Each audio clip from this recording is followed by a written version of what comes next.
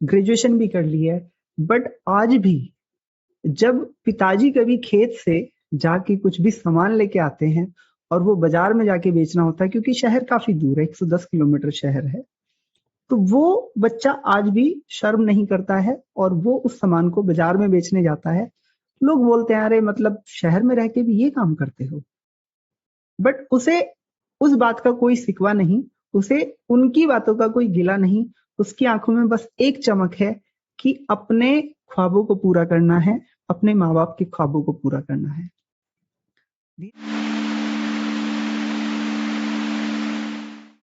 So, most welcome, Deepak Kushwaha.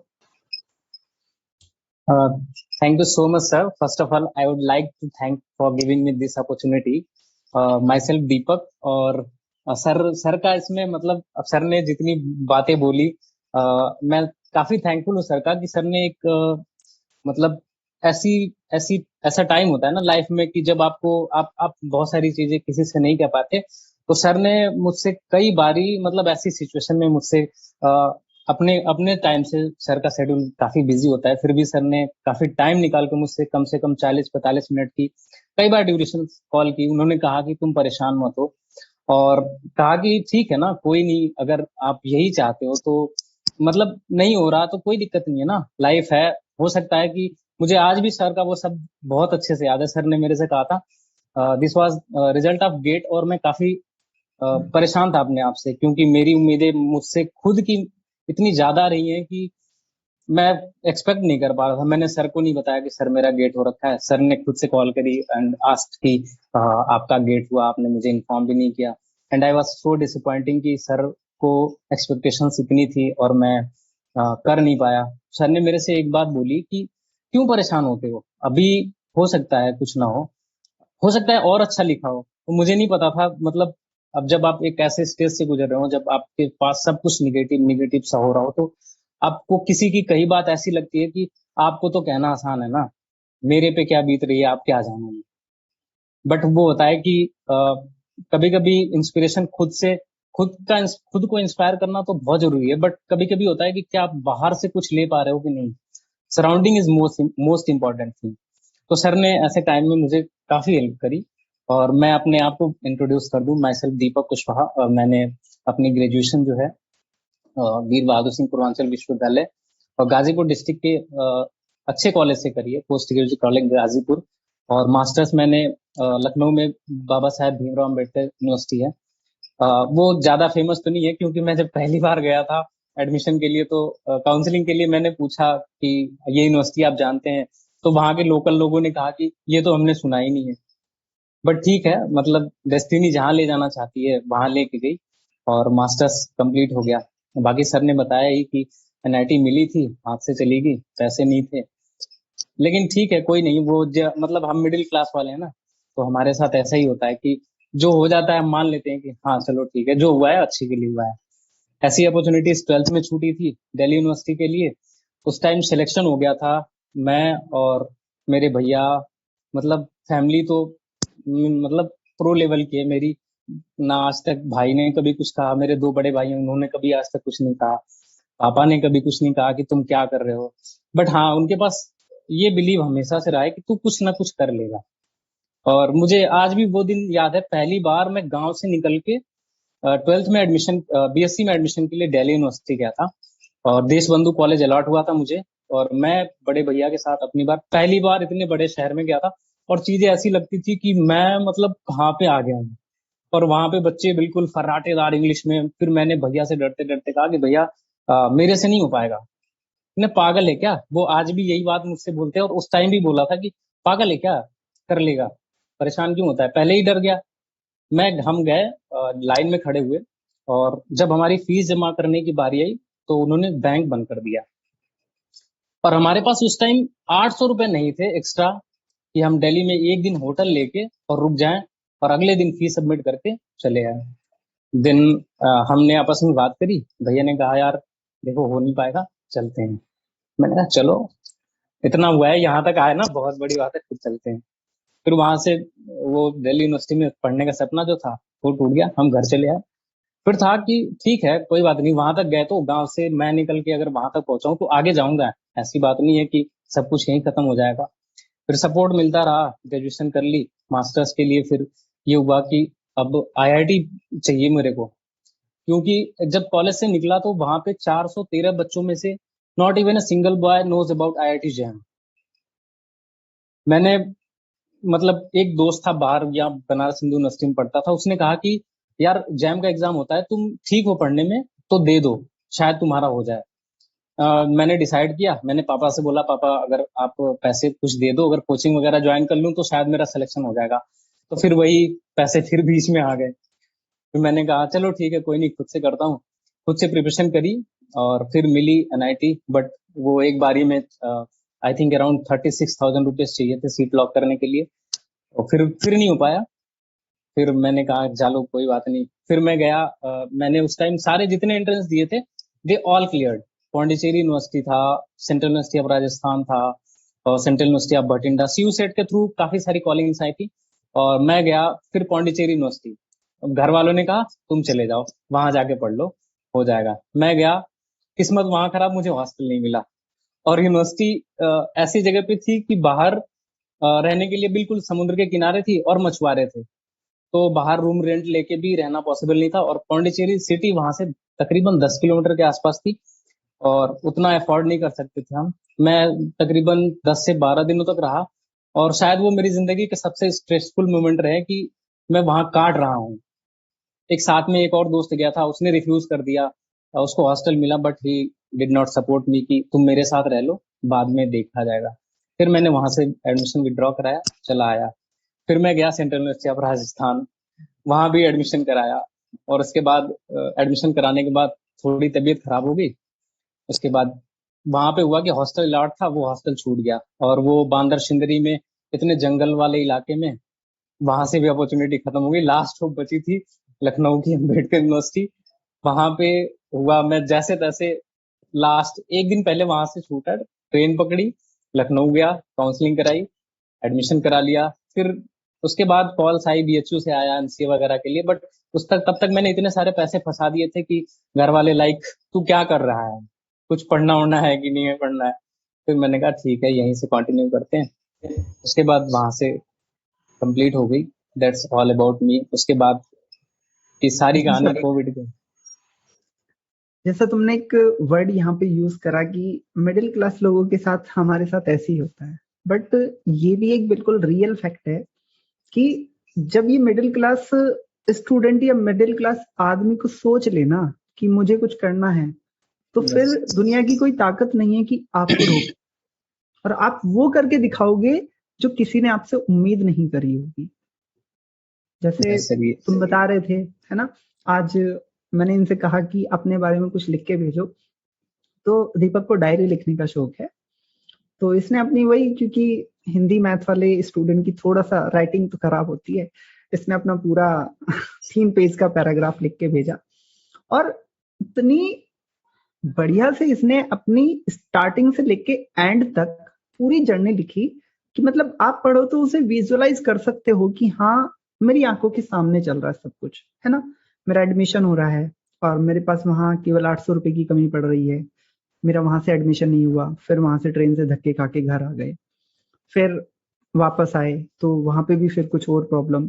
तो simple सी बात है, जब तक ये हर्डल्स नहीं आएंगी, जब तक ये प्रॉब्लम्स नहीं आएंगी, यदि आप बहुत आसानी से सारी चीजों में ऊपर चलते चले जाओ, तो फिसलने का डर बहुत बहुत ज्यादा होता है।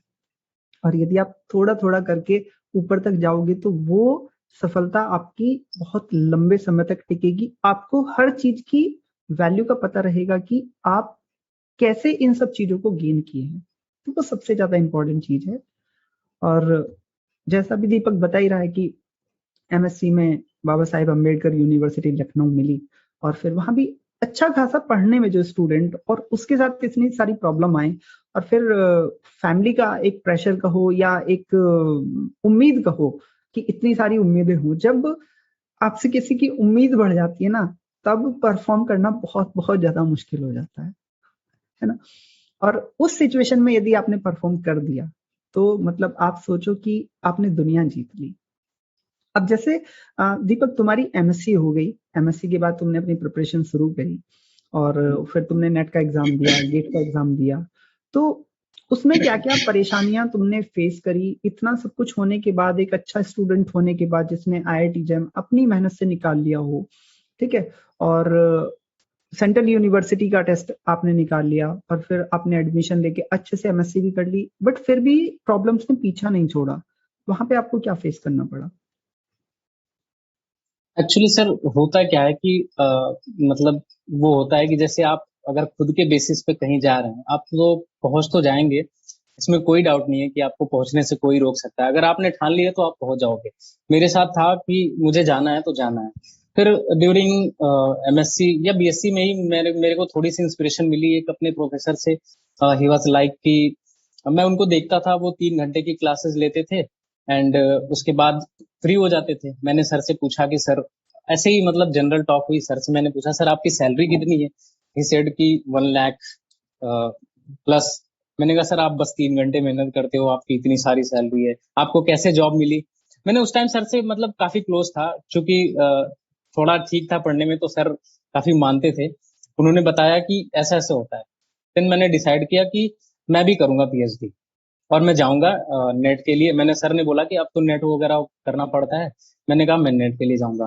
फिर जब यहाँ लखनऊ में आया तो एनवायरनमेंट अच्छा मिला, प्रोफेसर अच्छे थे, उन्होंने काफी हेल्प करी।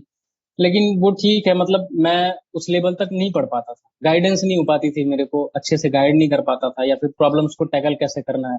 मुझे थ्योरी आती थी और एप्लीकेशंस में नहीं कर पाता था। फिर मैं गया, मतलब वहां से पास होने के बाद मैंने पहला अटेम्प्ट दिया तो उसमें मेरे 55 मार्क्स थे, और फिर मैं वहां से छोड़ के आ गया।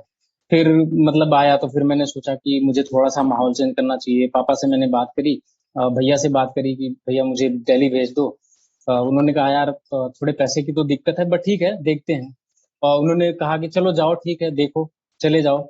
मैं गया दिल्ली, और मतलब वही है कि अगर आपके पास अच्छी फाइनेंशियल सिचुएशन नहीं हो तो आपके लिए काफी स्ट्रेसफुल होता है। वहां जाने के बाद ये प्रेशर होता था कि पैसे आ जाएंगे महीने के या नहीं आ पाएंगे, फिर मांगना पड़ेगा। फिर मैं वहां 4-5 महीने रहा और मैं छोड़ के चला आया। फिर आगे फिर से वापस बनारस चला आया। और यहाँ आने के बाद मुझे अच्छे से पता है, मतलब याद है, मैंने सर को मैसेज किया था व्हाट्सएप पे, फेसबुक पे मैसेज किया था पहली बार मैंने सर को कि सर मुझे आपका कोर्स ज्वाइन करना है, मैं रेगुलर नहीं हो पा रहा। सर की फीस काफी कम थी, सबसे बड़ा पॉइंट ये था, और थोड़ी बहुत मैंने प्रिपरेशन कर रखी थी। तो सर ने कहा कि यार अभी तो दो, मतलब कोर्स काफी आगे चला गया है, तो अगर नेक्स्ट बैच आता है तो तुम ट्राई कर लेना। मैंने कहा ठीक है। और फिर सर का, मतलब कुछ दिन बाद, उससे पहले सर की लीनियर अलजेब्रा की इतनी बड़ी सी सीरीज थी, मैं तो उसी से इम्प्रेस हो गया था। मैंने पूरी लीनियर अलजेब्रा वो पढ़ रखी थी। और फिर मुझे लगा कि हाँ सर सर पक्का गाइड कर देंगे कि मैं कर लूंगा। फिर मैंने, सर ने जब दूसरा कोर्स लॉन्च किया पहला वाला अपना, तो मैंने ज्वाइन किया। और फिर मैंने ज्वाइन करने के कुछ बाद डिसाइड किया कि सर अब जितनी बार कराएंगे मैं उतनी बार ज्वाइन करूंगा, सर पैसे लेंगे मैं पैसे दूंगा। मुझे मतलब इससे कोई दिक्कत नहीं है कि हो रहा है कि नहीं हो रहा है। और उस ड्यूरेशन में सर के बाद ज्वाइन करने के बाद आई थिंक उस वाले उस बार नहीं हुआ। लेकिन हाँ, मतलब ये था कि अब मुझे पता चल गया था कि मेरी कमजोरियां कहाँ हैं, और मैंने नेट क्वालिफाई किया। इसके बीच में काफी सारी वो कोविड वगैरह सिचुएशन आ गए, तो फ्रस्ट्रेशन तो जनरल सी चीज है, सबको आ गई थी। मैं भी बहुत परेशान रहता था। और मतलब ऐसा होता है कि आप जब बड़े हो जाते हैं, या फिर आपको लगने लगता है कि आप हम बड़े हो गए, तो आप घर पे झूठ बोलना शुरू कर देते हैं कि घर ने पूछा तुम ठीक हो, हाँ हम ठीक हैं। आप अंदर से कितने परेशान हो, आप ये सीख जाते हैं कि आपको घर पे नहीं बताना कि मैं अंदर से बहुत परेशान हूँ। तो उस केस में आते हैं दोस्त। और लकीली मेरे पास 3-4 दोस्त मतलब काफी अच्छे हैं, दे आर लाइक कि कुछ भी परेशानी हो तू मुझसे बोल, मैं देख लूंगा।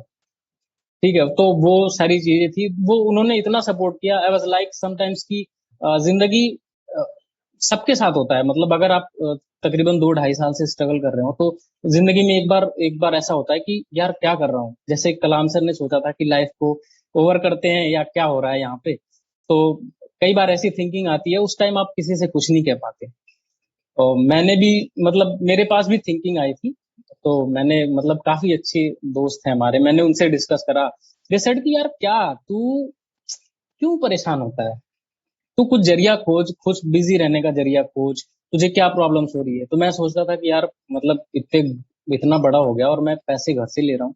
देन मतलब कुछ दोस्त थे, उन्होंने बताया कि चेक आता है, तू तेरी मैथ्स अच्छी है, तू वहां पे क्वेश्चन सॉल्व कर। तो मैंने फिर क्या किया कि बिजी रहने के लिए चेक सॉल्व करना शुरू किया। उसमें क्या होता था कि मेरे कॉन्सेप्ट्स भी रिवाइज होते थे, मैं आपके लेक्चर्स भी लेता था। वो मैंने कभी छोड़े नहीं वो मैंने कभी नहीं छोड़े, चाहे कुछ भी हो जाए मुझे वो करने हैं। फिर मैं चेक सॉल्व करने लगा, थोड़ा बिजी रहने लगा, फिर घर से पैसे लेने धीरे धीरे धीरे बंद हो गए। ठीक ठाक कर लेता था, तकरीबन 10 से 15 हजार रुपये महीने के आ जाते थे मेरे। फिर वो थोड़ा सा बोरिंग लगने लगा, तो फिर मैंने और एक्सप्लोर करना चाहा। फिर एक कोर्स जीरो करके वेबसाइट आती है, मैंने उसको सर्च किया, उस पे अकाउंट बनाया। फिर उसके बाद बता कि पैसे वाली समस्या मेरे दिमाग से चली गई, कि अब मेरे ऊपर पैसे का बर्डन नहीं होता था, क्योंकि वो काफी देते थे। मैं 2 से 3 घंटे काम करता था, एंड आई वॉज एक्सपेक्टिंग तकरीबन 30 to 40 थाउजेंड में इजिली अर्न कर लेता था।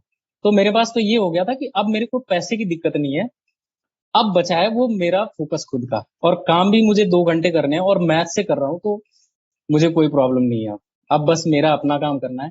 और जब लॉकडाउन हुआ, तो जब सिचुएशन देखी कि आसपास मतलब लोग इकोनॉमिक्स को लेके, या इकोनॉमिक सेक्शन कितनी खराब हो रखी है, वी आर मतलब इतनी बड़ी सेक्शन, और ये ऐसे अप डाउन हो रहा है, वो देश भर के इकोनॉमिस्ट पता नहीं क्या क्या बता रहे हैं, हमें कुछ समझ में नहीं आता था, क्योंकि हमने मैथ छोड़ के कभी एक कदम बाहर नहीं निकाला था। हमारी ब्रांचेस सीधे जा रही हैं, तो सीधे मैथ्स की तरफ जा रही हैं। उसके बाद थोड़ा सा इंटरेस्ट आया, मैंने इंस्टीट्यूट देखा, मतलब एक दो सीनियर्स ने बता रखा था कि ये काफी अच्छा इंस्टीट्यूट है, मोस्टली स्टेट्स के बच्चे जानते हैं। बट मेरे सर्किल में मुझे नहीं लगता कि कोई जानता था। मैंने एक दो बार ही सुना था किसी से, मैंने कहा इस बार ही अप्लाई करता हूँ। और फर्स्ट टाइम मैंने 2019 में अप्लाई किया था, और मैं क्वालिफाई नहीं हो पाया। फिर उसके बाद 2020 में सिचुएशन नहीं थी ठीक, या फिर मतलब इतना मेंटली प्रेशर था कि मैं नहीं जा पाया। मैंने कोई एग्जाम देने अच्छे नहीं समझे। मैं सोचता था कि नेट नहीं होगा तो मेरे पढ़ने का क्या मतलब है, मेरा जेआरएफ नहीं हो रहा, मैं इतनी मेहनत करता हूँ मेरा ही नहीं होता। इतनी 2 बार जेआरएफ 0.4 से रुक गया, एक बार नेट 0.12 मार्क्स से रुक गया, मेरे साथ कितना बुरा होता है, मेरे साथ कुछ भी अच्छा नहीं होता। तो उस सिचुएशन में सर ने मेरे से बात करी थी, और रिजल्ट आया था नेट का और मेरा नहीं हुआ था। सर ने फिर मेरे को वो बात कही थी कि यार हो सकता है ना कि तुम्हारे साथ कुछ अच्छा लिखा हो, क्यों परेशान होते हो। और सर के वो सेशन संडे टू टॉक, वो मैं कभी मिस नहीं करता, क्योंकि सर वो इस बात पे हमेशा फोकस करते हैं कि नहीं हुआ नेट जा रहा तो क्या हो गया, जिंदगी यहाँ खत्म थोड़ी होती है। और खुद में सबसे बड़ी मिसाल तो सर है, उनको देखने के बाद ऐसा लगता है कि हाँ होगा नेट तो क्या हो जाएगा, नहीं है नेट तो क्या बिगड़ जाएगा। सबसे बड़ी चीज होती है जैसा कि जैसा दीपक तुमने अभी बताया था, आज जैसे सुबह बात हो रही थी कि जैसा जब हम यहाँ पे इंस्टीट्यूट में गए तो उन्होंने कहा कि आपको फेलोशिप लेने नहीं देंगे हम, नेट और जेआरएफ वाली, हाँ ठीक है। तो फिर वहां पता चला कि अरे यहाँ तो गधे घोड़े सब बराबर हो गए, जिनका नेट हाँ, है वो भी और जिनका नेट नहीं है बिल, वो भी, है ना। बिल्कुल। उन्होंने सर मांगा ही नहीं, उन्होंने बिल्कुल। एलिजिबिलिटी में ये नेट ये और डिपेंड जेआरएफ करता मांगा नहीं। है, ये डिपेंड करता है आपकी थिंकिंग पे। हैंडल करने वाले हो, आपको लगेगा कि ये मेरे लिए एक बहुत बड़ी समस्या है, बट यदि उसी समस्या में हम अपना समाधान देख लें कि हमें करना क्या है, तो हो सकता है कि वो हमारा एक यू टर्न हो जाए। तो जैसे अभी दीपक ने बताया कि तुमने अपनी अ, पता कर लिया दोस्तों से, 2 बार तुम्हारा एडमिशन भी नहीं हुआ, तो अब की बार जो तीसरी बार था, इसमें मतलब ऐसा क्या हुआ कि तुम्हें लगा कि हाँ मेरा हो जाएगा, या इसमें भी कुछ ऐसा था कि मुझे लग रहा था कि सर नहीं होगा और फिर नाम देखा तो मेरा नाम आ गया? हाँ सर, बिल्कुल। मतलब जब मैं एंट्रेंस देने गया, एक बार मतलब एग्जाम तो मई में होने थे, लेकिन वो पोस्टपोन होते होते कोविड की वजह से जुलाई में हुआ। और I was preparing for JRF, और उसके बाद ये थोड़े स्टेट्स के एग्जाम आ रहे थे, तो मैंने सोचा वो भी दे लेता हूँ, क्योंकि नोटिफिकेशन वगैरह आ नहीं रही है, तो शायद थोड़ा देना ये अच्छा होगा।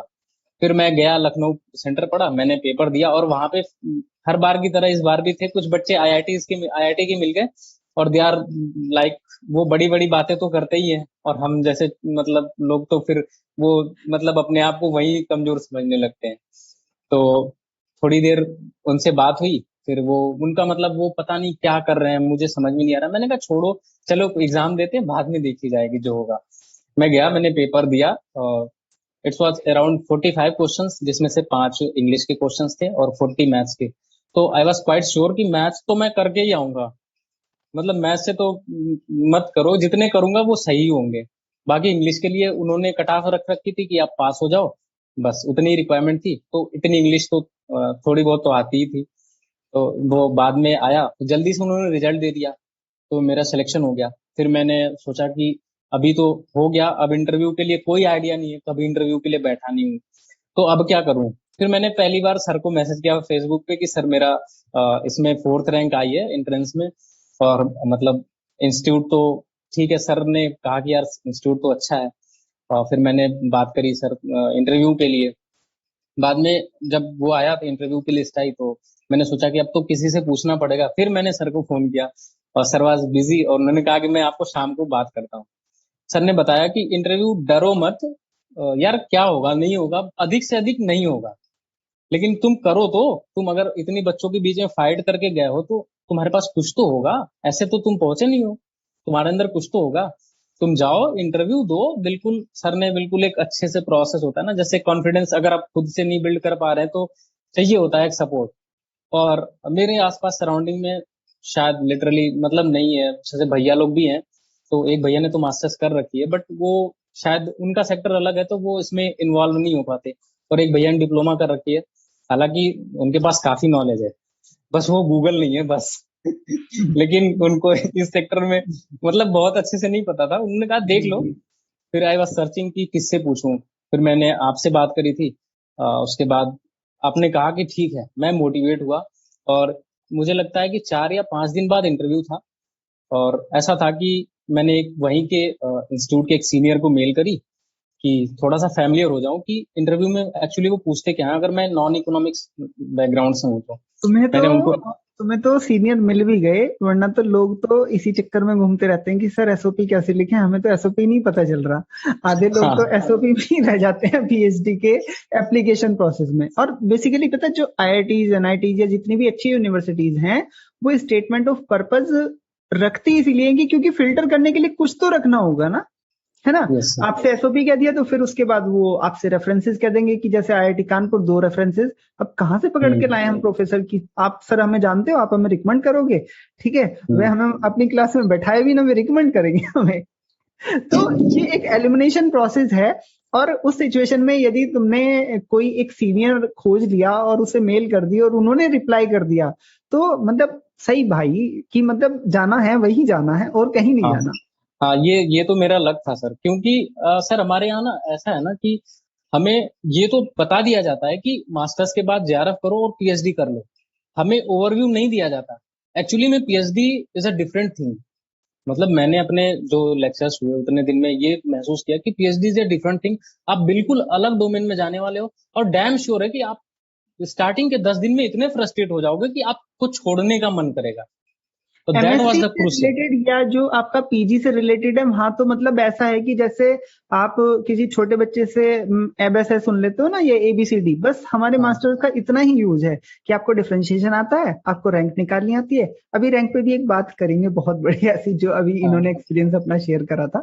हाँ। तो केवल मास्टर तो हमारी पीएचडी में होनी कितनी यूज है, जितनी एक बच्चे को बीएससी में कैलकुलेशन आती है उतनी ही यूज होनी है। बाकी तो सब कुछ आपको नया ही ढूंढना है, या जो लोगों ने करके रख दिया उसे आपको रिफाइन करके दोबारा से देखना है कि कहीं पे किसी की कोई मिस्टेक तो नहीं है, या आप अपना कुछ नया इन्वेंट तो नहीं कर सकते। जैसे फिर मैंने उनको मेल किया और उन्होंने रिप्लाई किया, आई थिंक 2-3 घंटे बाद रिप्लाई किया कि आप इकोनॉमिक्स के बेसिक्स पढ़ लो, और आपसे मैथ से हो तो अगर आपका पैनल अच्छा मिला तो they will ask mathematics from you. फिर मैंने कहा ठीक है। अब उसके बाद मैंने एक बुक डाउनलोड करी मैथ्स की, मैथ्स फॉर इकोनॉमिक्स की रिलेटेड थी। उसमें वो सारे कॉन्सेप्ट दे रखे थे। मैंने उसको एक दिन पढ़ा, और तो वो मेरे लिए आसान था थोड़ा। मैंने उसको वो कर दिया, खत्म कर ली। फिर उसके बाद मैंने सोचा मुझे इकोनॉमिक्स तो आती ही नहीं है। मैं बिल्कुल स्लो डाउन होता जा रहा था, बिल्कुल कि मेरे से कैसे हो पाएगा, मैं तो नहीं कर पाऊंगा। फिर मैंने इकोनॉमिक्स पढ़नी शुरू करी, और मैंने सारे सारे काम छोड़ के 3 दिन इकोनॉमिक्स पढ़ी, जितने बेसिक्स हो सकते थे। मैंने डिफरेंट करंट टाइम में चल रहा है जो, मतलब देश कैसे नीचे जा रहा है कैसे ऊपर जा रहा है, उसमें डिफरेंट टाइप ऑफ रिकवरीज होती हैं, वो किस बेसिस पे हो रही हैं।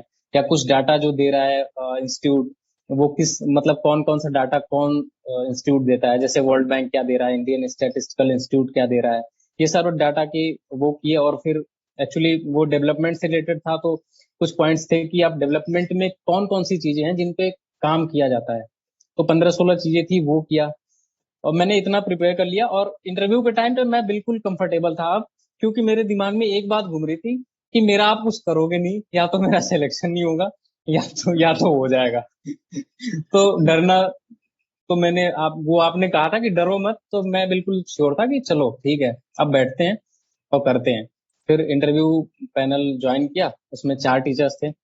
और फिर वही मतलब पहले प्रोफेसर ने इंट्रोडक्शन मांगा, फिर उन्होंने पूछा कि आप मैथ्स क्यों जाना चाहते हो छोड़ के। देन आई सेड कि सर मैथ्स तो मैं छोड़ ही कहाँ रहा हूँ, आप इकोनॉमिक्स मुझे ऐड कर रहे हो बस, मैथ्स तो मुझे तो छोड़नी ही नहीं है। ये एक ये वाला जो तुम्हारा रिस्पॉन्स होगा ना, मैं मानता हूँ कि ये तुम्हारे इंटरव्यू का यू टर्न होगा, क्योंकि हम अपने सामने वाले इंटरव्यूअर को खुश करने के लिए बता देते हैं, अरे सर इकोनॉमिक्स में तो ऐसा है वैसा है, यहाँ आप इकोनॉमी को ऐसे कर सकते हो वैसे कर सकते हो, मैथ में हम इतना कुछ नहीं कर सकते, हम मैथ का यूज कर सकते हैं वहां पे।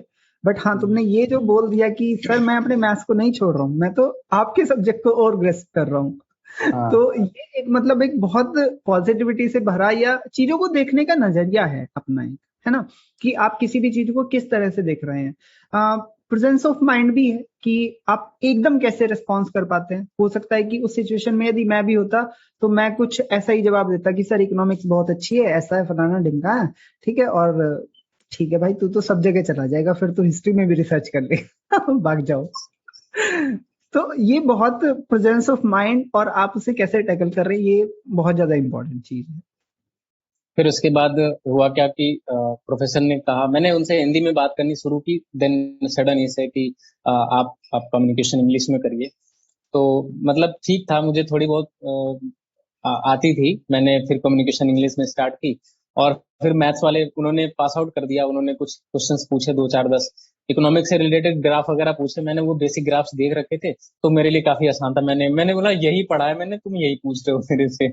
तो मुझे लगा कि यार सब कुछ सही जा रहा है।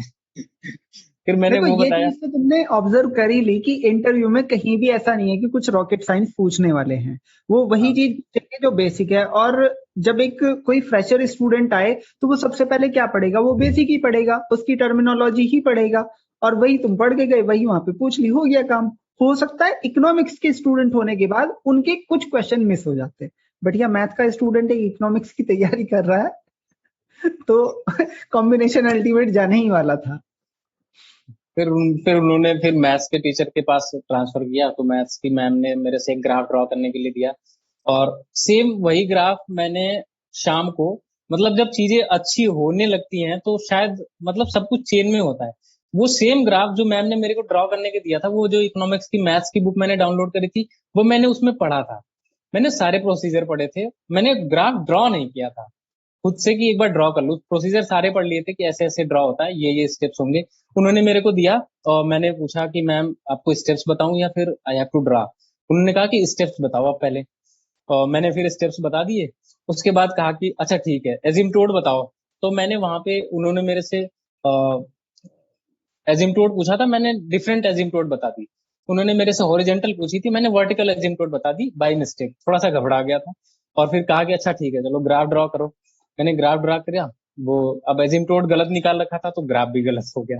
तो मैम ने कहा कि आप इकोनॉमिक्स में आओगे आपको पता है डाटा मिलेगा, और सबसे पहले आपको प्लॉट करना आना चाहिए। हमने कहा हाँ मैम। तो उन्होंने कहा तो आपने तो प्लॉटिंग गलत कर दी। मैंने कहा सॉरी मैम, वो गलत हो गया। उसके बाद उन्होंने कोई क्वेश्चन नहीं पूछा।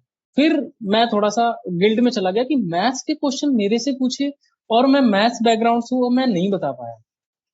अब तो ये तो निगेटिव चीज है मेरे लिए, काफी निगेटिव होगा कि मैंने पहले सेक्शन में क्या किया, क्या फर्क पड़ता है, मैंने मैथ्स में ही गलत कर दिया सब कुछ। फिर उन्होंने कुछ भी क्वेश्चन नहीं पूछे, पास कर दिया नेक्स्ट मैम के पास।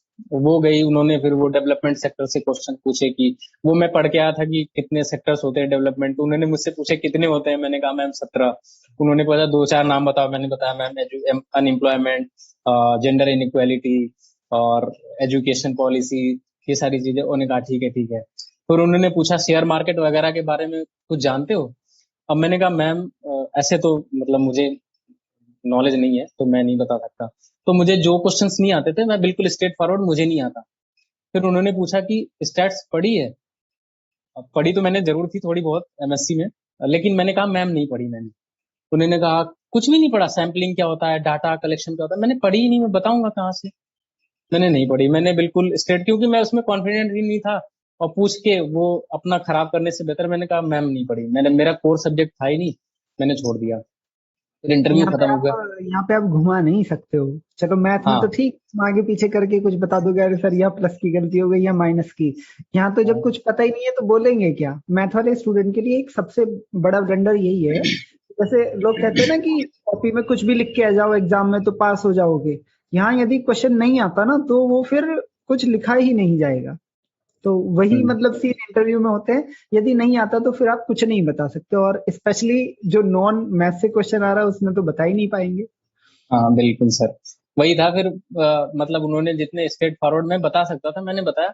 और लास्ट में तकरीबन आई थिंक 40 मिनट के राउंड चला, और लास्ट में फिर जो हेड था उसके पास उन्होंने मतलब वो कर दिया, हैंड ओवर कर दिया। उन्होंने कहा दीपक तुम्हारी कम्युनिकेशन स्किल तो बहुत अच्छी है, तुम हिंदी में बोलना स्टार्ट क्यों करते हो। मैंने कहा सर वो मुझे अच्छी लगती है। मैं उनको क्या बताऊं कि मुझे हिंदी में लिखना कितना अच्छा लगता है। आपकी जैसी रिक्वायरमेंट थी वो मैंने पूरी कर दी, आप ये इम्पोज नहीं कर सकते कि मैं हिंदी में बोलूं कि इंग्लिश में बोलूं। फिर उन्होंने कहा ठीक है दीपक, थैंक यू। फिर उसके बाद इंटरव्यू ओवर हो गया। फिर मुझे लगा कि वो मैथ्स वाले सेक्शन को लेके लगता था कि शायद मेरा सिलेक्शन नहीं होगा, क्योंकि मैं मैथ्स का हूँ और मैंने मैथ्स का क्वेश्चन गलत कर दिया। फिर मैं थोड़ा सा हो गया, मैंने कहा चलो अब वेट करते हैं, बाकी जो होगा वो ठीक है, होता है, देखते हैं। फिर रिजल्ट आया। तो रिजल्ट में ऐसा तो डर लगता है। पहले तो ये था कि इंस्टीट्यूट इतने बच्चों से फाइट करके, और स्टार्टिंग के 20 बच्चों में से केवल दो बच्चे थे जिनका सिलेक्शन हुआ था इंटरव्यू से। तो बाकी 70 बच्चों का इंटरव्यू था, उसमें से स्टार्टिंग के 20 वाले जो थे उनमें से बस मेरा और एक और बच्चे का सिलेक्शन हुआ था, और बाकी सारे पीछे वाले थे। मैंने पहली बार लिस्ट देखी। कॉन्ग्रेचुलेशन। मतलब इतनी बड़ी लिस्ट में, ठीक है, तुम एक मैथ्स के स्टूडेंट और फिर इतने 70 स्टूडेंट में से 20 में आना, और 20 से फिर 2 में आना, है ना। मतलब आप लगा सकते हो कि ये 10 के 5% से भी बिलो है, 7 3 या 23% स्टूडेंट में, है ना। तो वो एक कहीं ना कहीं है ना कि डेस्टिनी आपको कहीं लेके जाना चाहती है, तभी वो खींच रही है। वरना 70 लोगों में से आउट होना होता तो मेजोरिटी चांस थे कि आप बाहर हो जाते, बट बार बार नहीं, जाना है। ठीक है। एग्जैक्टली सर, हाँ, यही और होता है मतलब। ये वाली जो तुमने बात बताई ना कि अभी कि मुझे लगा कि मेरा तो नहीं होगा, बिल्कुल सेम इंसिडेंट अभी एक और गेट तुम्हारे ही बैच में स्टूडेंट था, नीरज। तो हम्म। गेट वाले बैच में, तो उसने एनआईटी वारंगल का इंटरव्यू दिया और बोला सर मेरा इंटरव्यू अच्छा नहीं हुआ। और 26 तारीख को उसका एडमिशन होना था, और उसने 27 तारीख को देखा तो उसका नाम है, और उसने 26 तारीख को कॉल के फीस जमा नहीं करी थी। तो मतलब उसका एडमिशन छूट ही रहा था कि अगले ही दिन एडमिशन की डेट बढ़ गई, और फिर उसने अपनी फीस पे करी और फिर फोन करा कि सर कहीं पे कुछ हो तो एक बार पता करो। फिर वहां पे मैंने पता करा, एक मैम है, तो मतलब एडमिशन कंफर्म हो गया। तो बहुत बार ऐसा होता है कि आपको लगता है कि अरे हम तो बेकार है, हमने वहां ब्लंडर कर दिया, हमारा नहीं होगा। बट पता नहीं जो सामने वाले टीचर है वो देखने के लिए क्या बैठे हैं, आपका एटीट्यूड देखने के लिए बैठे हैं प्रॉब्लम्स को लेके, आपका रेस्पॉन्स देखने के लिए बैठे हैं, आपकी अप्रोच देखने के लिए बैठे हैं, आपका कम्युनिकेशन है, बॉडी लैंग्वेज है। बहुत सारी चीजें इंटरव्यू में मैटर करती है। ऐसा नहीं है कि केवल और केवल आपने क्या कहा वही मैटर करेगा, आपने क्या जवाब दिया वही मैटर करेगा, है ना। और लाइव एग्जांपल हो, यस जिससे सर। मतलब अच्छे से रिलेट कर सकते हो, बता सकते हो, कुछ ऐसा भी यस नहीं सर। है कि टेक्निकल है। यस सर, उसके बाद जब रिजल्ट आया तो मैंने एक बार ही पीडीएफ खोली, मतलब लिस्ट खोली, तो मुझे अपना नाम दिखा ही नहीं। मैंने कहा हो गया, मेरा तो नहीं हुआ। क्योंकि फिर मैंने कहा कि मेरा होगा भी तो, हालांकि मेरा नीचे से आना है, क्योंकि मेरा अगर होगा तो नीचे से आऊंगा, ऊपर तो नहीं जाना। फिर मैंने एक बार ही लिस्ट देखी, 20 हाँ, बच्चों का हर सिलेक्शन आदमी को हुआ। पता रहता है ना कि जो क्लास का टॉपर है वो ऊपर से अपना नाम सर्च करेगा, और जो हम बैक बेंचर्स हैं या जिनके अपना 70 80 में ही मार्क्स आने हैं, तो हम अपना नीचे से देखेंगे कि भाई कहाँ नाम है, और नीचे नहीं है तो मान के बैठ गए कि भाई हमारा नाम तो नहीं है। फिर वही जो 3 इडियट में हुआ था, ऊपर से तो देख लो नाम किसका, टॉप पे किसका है। फिर मैंने लिस्ट फिर से देखी, तो आई वाज एट सेवेंथ या एट्थ पोजीशन पे था। फिर मुझे लगा कि मतलब अब वो होता है ना कि आप जब कुछ चाहते हैं और मिल जाता है तो फिर समझ में नहीं आता कि रिएक्ट कैसे करना है। कि हाँ सही अभी कह तो रहे हो। हाँ, अभी तो मुझे इतने दिन से यही चाहिए था और अभी मिल गया है मुझे, तो मतलब क्या करूं मैं अब मुझे क्या करना है। फिर मैंने आपको बताया कि सर मेरा सिलेक्शन हो गया है, और फिर उसके बाद फिर वो एडमिशन का प्रोसेस वगैरह हुआ। तो इस सब में तो अभी तक तो बिल्कुल ठीक था, मुझे लगता था कि चलो कम से कम कुछ तो मिला। आई वाज कि मेरे पास जेआरएफ नहीं हो रहा, मेरे को कुछ नहीं हो पा रहा है मेरे पास, मैं इतने दिन से स्ट्रगल कर रहा हूँ। देयर आर मेनी पीपल्स जो इस चीज से स्ट्रगल कर रहे हैं। और वो इसलिए किसी भी इंस्टीट्यूट का मतलब जो मेरा पर्सनल व्यू है, वो किसी इंस्टीट्यूट ऐसे इंस्टीट्यूट का फॉर्म इसलिए नहीं भरते कि जैसे मान लीजिए कि ये इंस्टीट्यूट खुद की फेलोशिप दे रही है, और जैसे एक साउथ एशियन यूनिवर्सिटी है वो भी खुद की फेलोशिप देती है, बट मैंने कई सारे ऐसे बच्चे देखे हैं जो ये सोचते हैं कि इंस्टीट्यूट फेलोशिप दे रही है, बिना जेआरएफ के पीएचडी करने का क्या मतलब। तो उसका कोई इम्पैक्ट तो होता नहीं है। आपको अगर फेलोशिप चाहिए तो वो कैसे भी दे रहे हैं, आप जाइए तो अप्रोच करिए कि बिना जेआरएफ की पीएचडी नहीं हो सकती। जेआरएफ तो आपको इसीलिए चाहिए ना कि आपको फेलोशिप मिल जाए, वरना पीएचडी तो आप नेट से भी कर सकते हो। मेरे पास भी बहुत सारे सजेशंस आए ड्यूरिंग 1 या 1.5 साल तक कि तुम क्यों बैठे हो, कर लेते पीएचडी, कहीं भी तुम्हारा एडमिशन हो जाएगा, ज्वाइन क्यों नहीं करते। बट होता है कि आप क्या चाहते हैं is a most important thing. आपको क्या करना है वो कहने के लिए तो आजू बाजू से बहुत सारे लोग बहुत कुछ कहते हैं, आप सुनते रहिए। सजेशन देने के लिए लोगों के पास बहुत हैं। आपको हर कोई सजेशन दे सकता है, चाहे किसी को उस फील्ड के बारे में जानकारी हो या ना हो। सजेशन देने में किसका कुछ लग थोड़ा रहा है। बट बात तो ये है कि आप कैसे रिएक्ट करते हो, आप कैसे, मतलब सबसे बड़ी बात वही है कि आप चाहते क्या हो, है ना। यस हर सर, चीज बिल्कुल सर। हर चीज का मतलब एक ही पॉइंट है कि आप चाहते क्या हो, होगा वही आपके साथ जो आप चाहोगे, है ना।